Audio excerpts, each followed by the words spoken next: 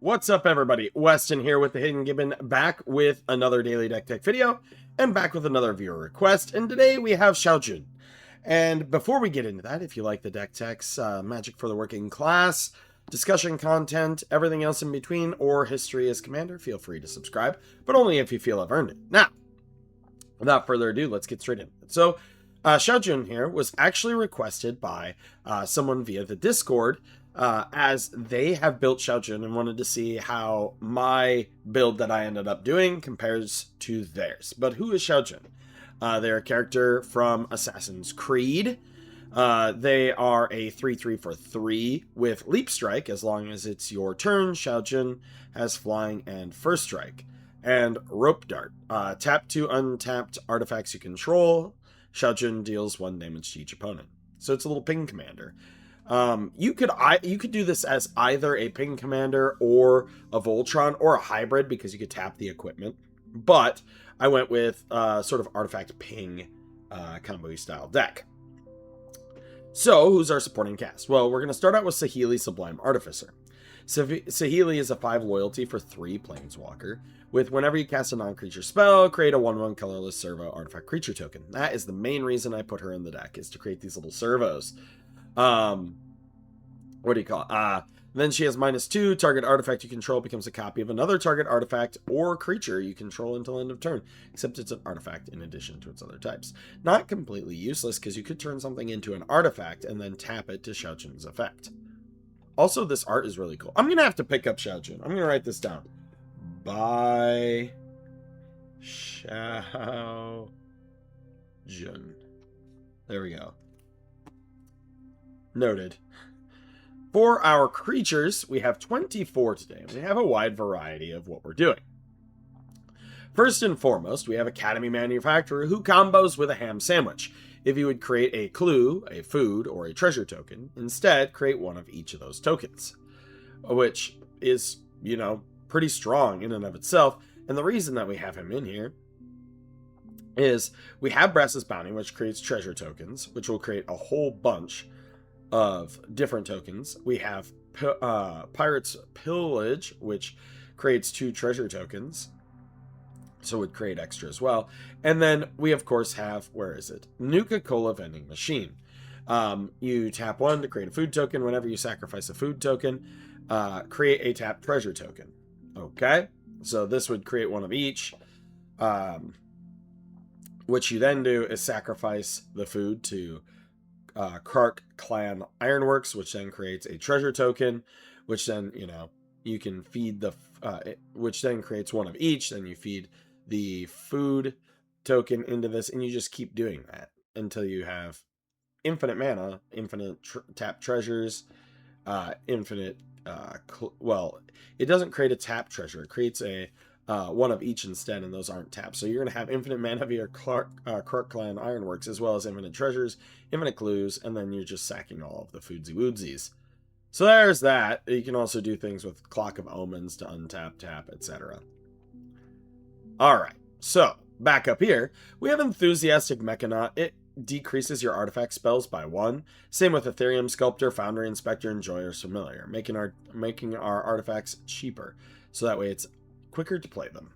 We are playing Gearson Starn, Keller Morph in this deck, which is Ward 2, 3/2 for 3, and then 3 auto stubs, which is whenever another source you control deals exactly 1 damage to a permanent or player, Gearson Starn deals 2 damage to that permanent or player. So she pings for 1, which then he'll ping them for 2. We have Hawkeye, Young Avenger. If a source you control would deal non-combat damage to an opponent, or a permanent opponent controls, instead deals that much damage plus X, where X is Hawkeye's power. And she's a 2/4, so it'll do an extra 2 damage. So some of these are non-bows with each other, but you're never going to have all of them, right? So like having Gearson out is good, or having Hawkeye out is good, or having Ogier Axonal out is good, which is a trample, and if a red source you control would deal an amount of combat damage or non-combat damage less than Ogier Axonal's power to an opponent, that source deals damage equal to Ogier Axonal's power instead, which is 4. And so Hawkeye is just a less strong version than Ogier Accidental. When Ogier Accidental dies, return it to the battlefield tapped, transformed under its owner's control. Our other pinger is, of course, Vivi Ornithir. Whenever you cast a non-creature spell, you put a 1/1 counter on Vivi, pings everyone. And then, of course, he has his busted ability of you can pay 0 to add an amount of mana equal to his power. It's fun. But those are our ping package. You could also throw Sulfim in here if you so choose, by ditching like Ornithopter. But a lot of these, what you'll see is, so in addition to these reducing your mana cost, remember you can also tap them to ping things. We have Ironmer for mana acceleration, as well as Silvermer. We have Ornithopter. It literally exists to either block or to tap to ping people. We have Joyra, Weatherlight Captain, which is whenever you cast a historic spell, which is a legendary saga or a historic, a artifact, a legendary, or a saga. You get to draw a card. Pretty simple. And it's when you cast. It's cast trigger, so it cannot be stopped by a counterspell. Loyal Inventor, Vigilance. When Loyal Inventor enters the battlefield, you may search your library for an artifact card, reveal it, shuffle it. Then shuffle, put that card into your hand if you control an assassin. Hey, look at that.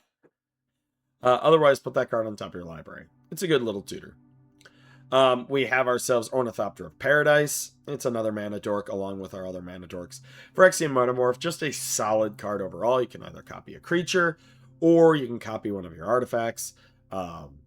Doing a bunch of copy effects. I love this card. It is in my top 5 for favorite Magic cards of all time because of how versatile this card is. I even tested this out in Legacy when I was playing Blue-Green 12-Post, which I know Blue-Green 12-Post is even more fringe than 12-Post was at its height, but this was great because like Batterskull and stuff was in the meta, and copying those was just fantastic. We have Pinnacle Emissary. Whenever you cast an artifact spell, create a 1/1 drone artifact creature token. With this token, can block only creatures with flying. Alternatively, you also can tap those drones to deal 1 damage. Sai, whenever you cast an artifact, you create a Thopter. Shuri's in here. She also reduces the cost of your artifacts, and then you can tap one target artifact you control becomes a copy of a second target artifact you control until end of turn, except it isn't legendary, activate only as a sorcery, which is a neat little ability there. We have the Locust God, so whenever you draw a card, create a 1/1 blue and red insect creature token with flying and haste, which is pretty neat with Joyra. And then has pay 4, draw a card, then discard a card, and then when the Locust God dies, return it to its owner's hand at the beginning of the next end step. We have the Mechanist, Aerial Artisan. Whenever you cast a non-creature spell, create a clue, which combos with this to create clue, food, and treasure. And then until end of turn, target artifact you control becomes a 3/1 construct. We have Third Path Iconoclast, which when you cast a non-creature spell, creates a 1/1 colorless artifact soldier creature token, which then you tap to your Shao to ping people. We have Thought Monitor, affinity for artifacts, flying. When Thought Monitor enters, draw 2 cards. Simple. Trinket Mage, tinkers up stuff, and also tells us how to better play Magic. That's a joke right there for you. It's a lame joke, but a joke nonetheless. We have Brass's Bounty, like I mentioned before. This adds an amount of treasures equal to the number of land for each land you control. We have Fabricate, search your library for an artifact, reveal it, put it into your hand. We already talked about Pirate's Pillage, so we have Thoughtcast, which is affinity, draw 2. Instance, we have Aetherize, return all attacking creatures to their owner's hands. I love this card a lot, like a lot. We have an Offer you can't refuse. We have Negate. We have Stoic Rebuttal, which is Metalcraft, costs 1 less if you control 3 artifacts, which is pretty simple in this deck to counter target spell. We have Dramatic Reversal to untap all our permanents, Muddle the Mixture to counter an instant or sorcery, or transmute it to get something that's worth 2.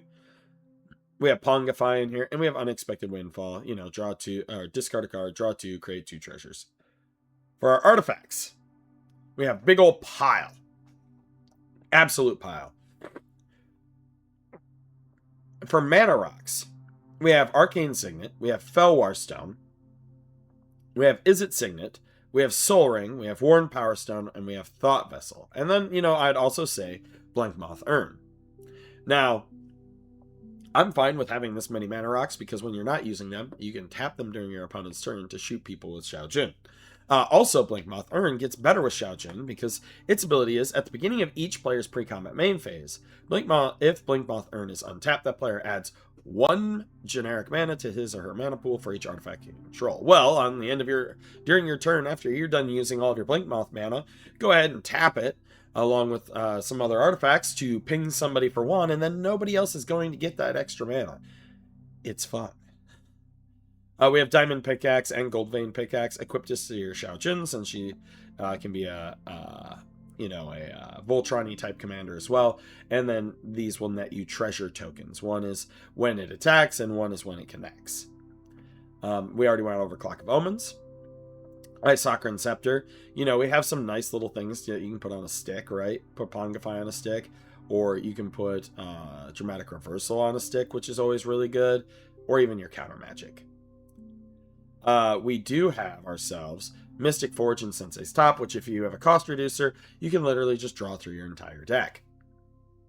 Which is not the worst thing that can happen. Just make sure you don't deck yourself and make sure that you have a way to win.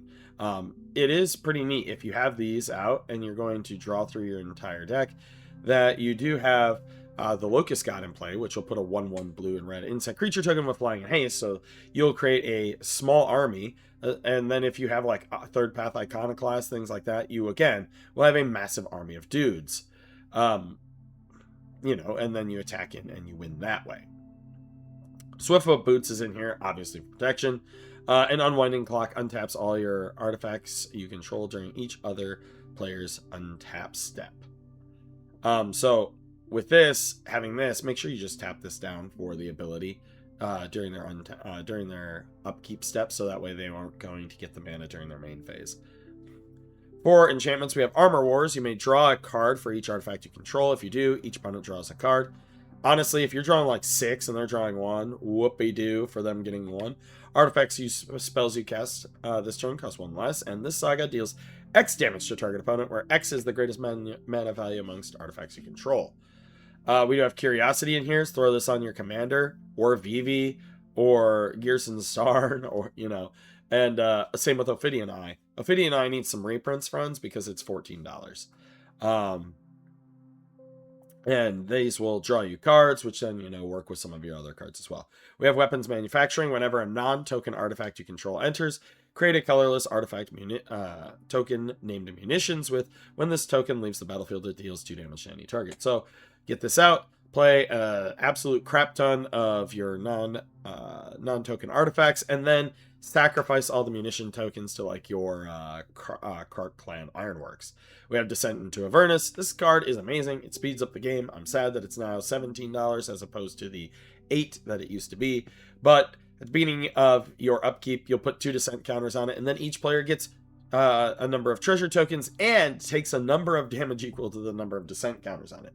Then we have Mechanized Warfare. If a red or artifact source you control would deal damage to an opponent or a permanent opponent controls, it deals that much damage plus 1 instead. Lands, we are running Academy Ruins. That's a cool art for Academy Ruins, by the way.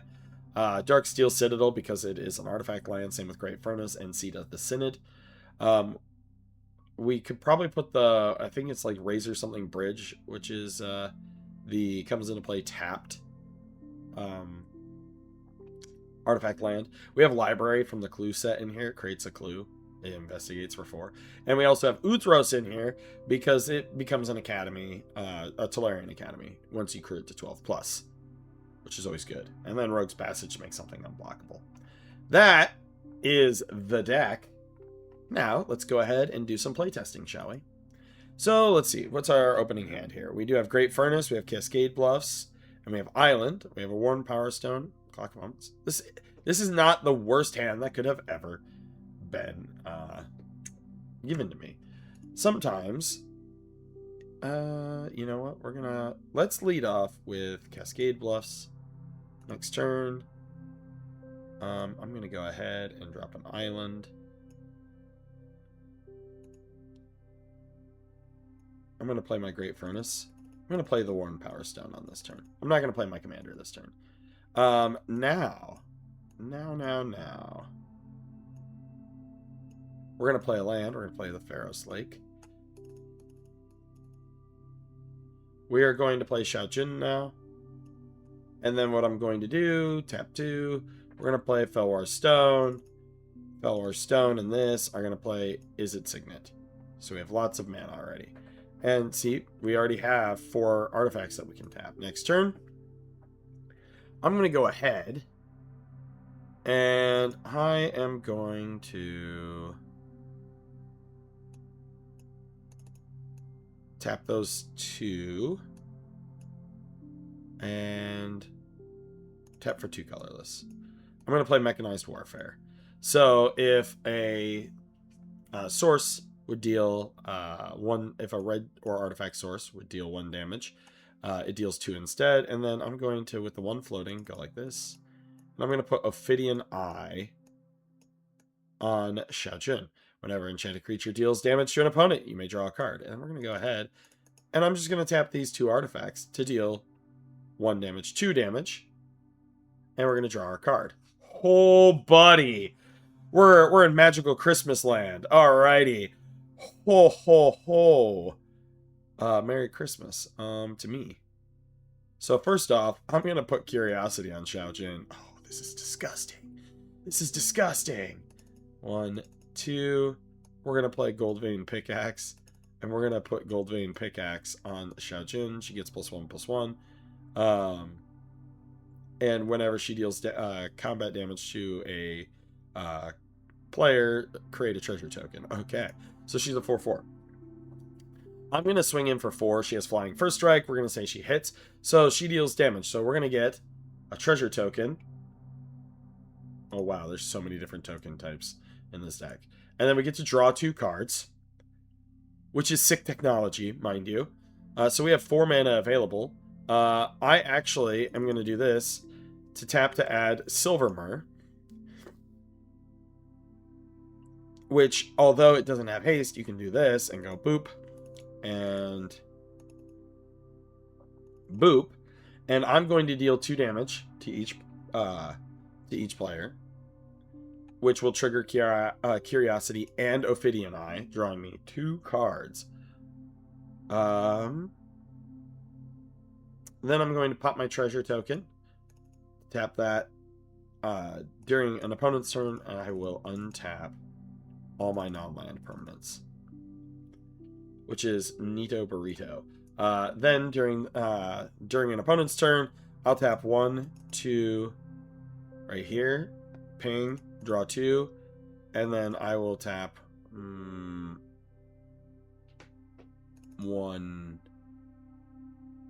2 to draw 2, pinging. All right, next turn.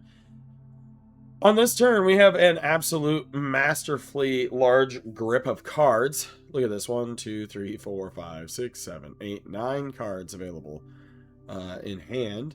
I'm going to go ahead and I'm going to drop top.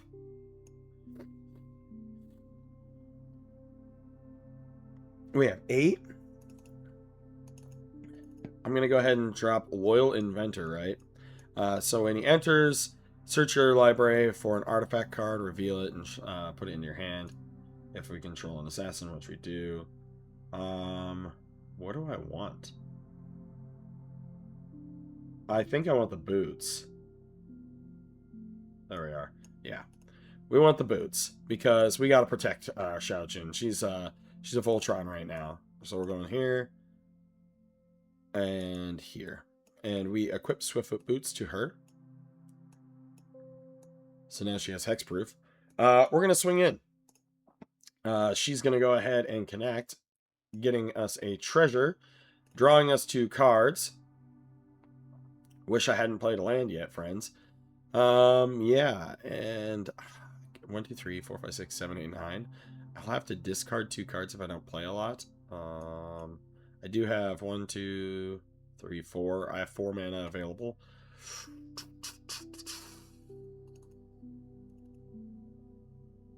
And use 3 of it for Academy Manufacturer. Move to discard step. I'm going to discard Pirate's Pillage. All right.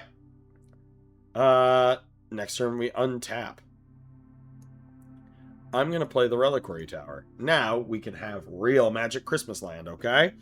Gonna go ahead and we have Academy Manufacturer in play. I am going to go 1, 2, 3, 4, 5. I'm going to play the Blink Moth Urn because we're going to get lots of artifacts. Go ahead and attack with Shao, draw 2 cards, create a treasure token. Cool. Oh, wow. Yeah. Gonna go ahead and do this. Play Ethereum Sculptor, so my artifacts cost 1 less. Go ahead and tap for 3. I'm gonna go ahead and play Krark Clan Ironworks, and then I will pass turn. On my next turn, go. I have 1, 2, 3, 4, 5, 6, 7, 8, 9, 10, 11, 12, 13, 14. I have 14 mana. All right, there we go. Well, there is 3 of it, so 11. 8. I'm going to play Rogue's Passage. Yeah, so once again, we're going to start doing stuff. I can start drawing through my deck with Mystic Forge. We're going to do that because it's free. And we're going to draw until we find what we want. I'm going to stop for a second. I'm going to go 1, 2. We're going to play Third Path Iconoclast. And then we're going to play Pinnacle Emissary. So whenever you cast a non-creature spell, create a 1/1 colorless soldier artifact creature token. And whenever you cast an artifact spell, create a 1/1 colorless drone artifact creature token. Okay, so we're going to be casting top over, drawing through our deck. So we're going to say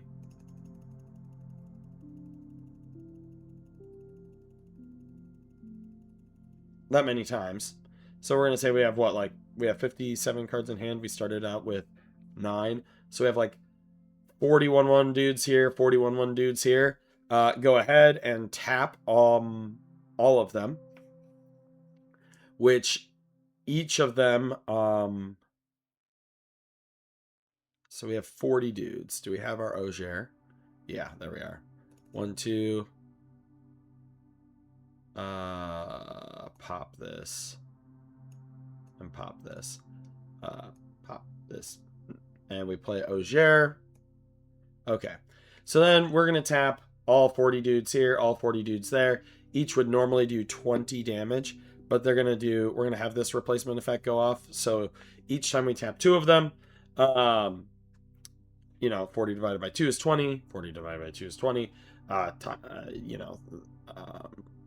We're going to have them tap for 20 activations each. So 40 total activations times 4. That's going to be enough to kill everyone. Ta-da! There we go. That's the deck. It can be pretty explosive. Even like slower start here, right? We have this. We're going to play our Seat of the Synod. Oh yeah, I forgot to draw. Next turn, we're going to go ahead. We're going to play a mountain and drop down a Thought Vessel. Next turn, we drop down Library because it enters tapped. Where'd it go? There it is. Play Arcane Signet. And we are just absolutely online here. Command Tower, put our dude down. Next turn. Oh my god.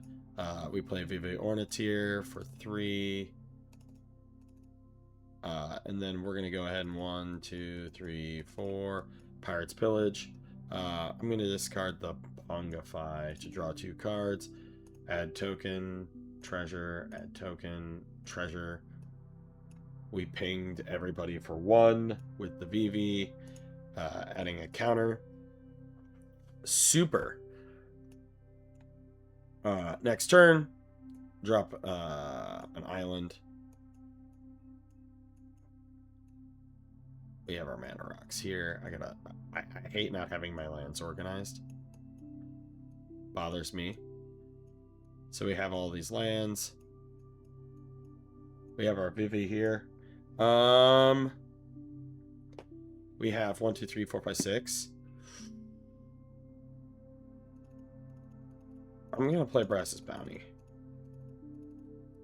This will shoot everybody for 1 with Vivi at a counter. And treasure. Set counters. We're gonna say there's 6 of them here. Plus these 2. Now what we're gonna do is we're gonna tap all 6 of these, plus these 2, and we're gonna shoot for 3, 4 damage. Next turn, play him. 1, 2, 3. I'm gonna play Gerson Starn. 1, 2, 3, 4. Yeah. I'm gonna play the Locust God.